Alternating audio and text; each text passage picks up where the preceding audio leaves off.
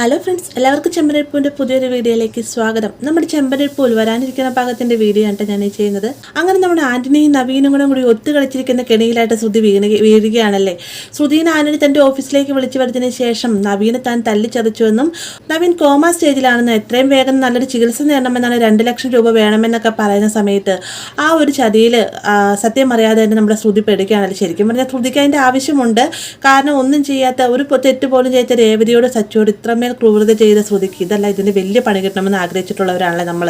അപ്പോൾ ഇതിനിടയിൽ തന്നെയാണ് നമ്മുടെ ശരത്തിന്റെ പേരിലുള്ള കേസ് പിൻവലിക്കുന്നതല്ലേ. അപ്പോൾ എന്തായാലും ഒന്നും കാണാതെ ചന്ദ്ര കേസ് പിൻവലിക്കില്ല എന്ന് ശ്രുതിക്ക് അറിയാവുന്നത് കൊണ്ട് തന്നെയും എന്ത് സംഭവിച്ചു എന്ന് കൃത്യമായിട്ട് അറിയാവുന്നത് ഭാമയ്ക്കാണല്ലോ. അതുകൊണ്ട് തന്നെ ഭാമയെ കണ്ട് സത്യാവസ്ഥകൾ അറിയാനായിട്ട് ശ്രുതി ശ്രമിക്കുന്നുണ്ട്. ശ്രുതിയുടെ ഐഡിയ നല്ല സൂപ്പറായി തന്നെ വർക്കൗട്ട് ചെയ്യുന്നുണ്ട്.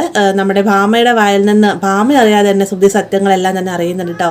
അപ്പോൾ വക്കീലിന്റെ കയ്യിൽ നിന്ന് 2 ലക്ഷം രൂപ ചന്ദ്ര മേടിച്ചു എന്നുള്ള കാര്യങ്ങളെല്ലാം തന്നെ ഭാവ പറയുമ്പോൾ ശ്രുതിയെ ഞെട്ടിക്കുന്നുണ്ടെങ്കിലും എന്നാൽ അതിനും വലിയ ആശ്വാസമായിട്ട് ശ്രുതിക്ക് ഒരു പണം മാറുന്നുണ്ട് കേട്ടോ. അത് എപ്പോഴെന്ന് വെച്ചാൽ ഇന്നത്തെ എപ്പിസോഡ് നമ്മൾ കണ്ടൊരു ഭാഗമാണ്. ശ്രുതിയെ ആന്റണി വീണ്ടും വിളിക്കുന്നുണ്ട്. എത്രയും വേഗം 2 ലക്ഷം രൂപയാണ്. അതല്ല എന്നാണെങ്കിൽ നവീൻ മരിച്ചു കഴിഞ്ഞാൽ തീർച്ചയായിട്ടും നിന്റെ വീടിന്റെ മുന്നിൽ കൊണ്ട് അവന്റെ ബോഡി ഇടുമെന്നൊക്കെ പറഞ്ഞുകൊണ്ട് ആന്റണി ഭീഷണിപ്പെടുത്തുന്നുണ്ടല്ലേ.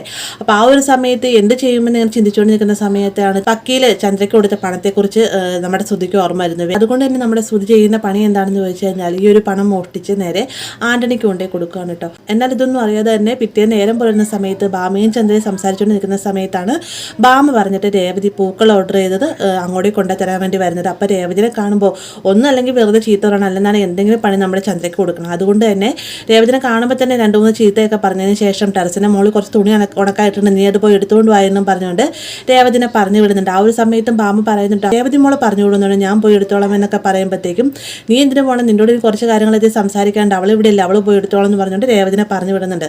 അപ്പോൾ രേവതി പോയിന്റ് തൊട്ട് പിന്നാലെയാണ് ചന്ദ്ര ഭാമയോട് തൻ്റെ 2 ലക്ഷം രൂപ ആവശ്യപ്പെടുന്നതും ആ ഒരു തുക അവിടെ ഇല്ല എന്നറിയുന്ന സമയത്ത് ചന്ദ്ര നമ്മുടെ രേവതിയുടെ തലയിലേക്കായിട്ട് ഒരു കുറ്റം മനഃപൂർവ്വം ചാർത്തി കൊടുക്കുകയും ചെയ്യുന്നുണ്ട് കേട്ടോ.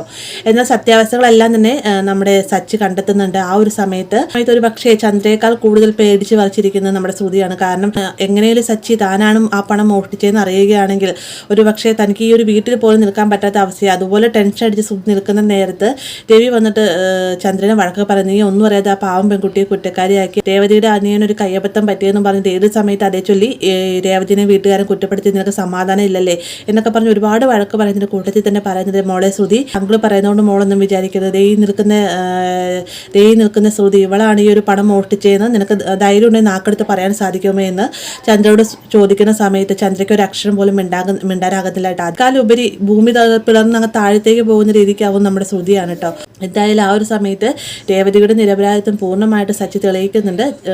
മാത്രമല്ല ശ്രുതിയുടെ കള്ളത്തരം കണ്ടുപിടിക്കാണ്ട് സച്ചിയും രേവതിയും ശ്രമിക്കുകയും ചെയ്യുന്നുണ്ട്. അപ്പോൾ ഇങ്ങനൊരു ഭാഗം നമുക്ക് വരാനിരിക്കുന്നതാണ്. വീഡിയോ ഇഷ്ടമായി ലൈക്ക് ചെയ്യാനും കൂടെ ചാനൽ സബ്സ്ക്രൈബ് ചെയ്യാനും മറക്കരുത്.